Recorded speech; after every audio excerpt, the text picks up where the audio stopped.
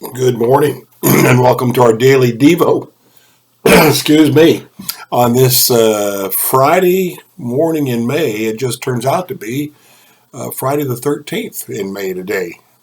Ah, no problems, right? Our devotion for this morning is live in reliance on His faithfulness. Live in reliance on His faithfulness. From Psalm 26, verses 2 and 3, I have always been mindful of your unfailing love and have lived in reliance on your faithfulness. That sounds like another good definition of faith to me.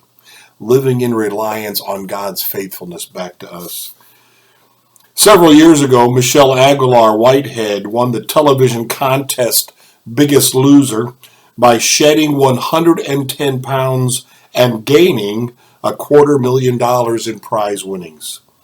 When she returned home after the taping, but before the show aired, one of her friends told her, quote, "You know, I never saw you as someone who was overweight. You're just Michelle. I just see you. I don't see anyone else," unquote. To Michelle, that was a great compliment. She told journalist Leah Marianne Klett, quote, "A huge lesson weight loss taught me was we think everyone sees our flaws, but really, they see you. They see who you are as a friend, a wife, a mother, a sister. They see who you are and not what you are. The scale wants to tell you what you are. It's a great way to check in or keep you accountable, but it's a tool. It does not define who you are," unquote. Michelle says that in her physical health and in her roles as wife and mother, she has relied on God's faithfulness every step of the way. Again, another quote. "Trusting God makes all the difference in the world. You are capable of more than you believe. For me, I could not have done Biggest Loser or be the wife and mom I am today without my relationship with Jesus," unquote.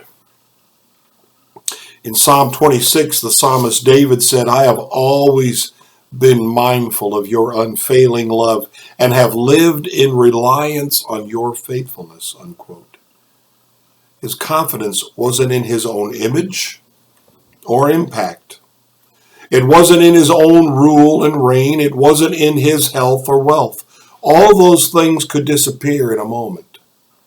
He triumphed in life by relying on God's great faithfulness and being mindful of God's unfailing love. The word mindful means to have your mind full of something. When we become diligent students of the Bible, we fill our minds with God's truth. We discover His unfailing love. We read about His faithfulness. We find and claim His promises with the absolute security that He will honor them. Mindfulness, excuse me again, mindfulness is akin to meditation. The Bible tells us to meditate on Scripture day and night in Psalm 1.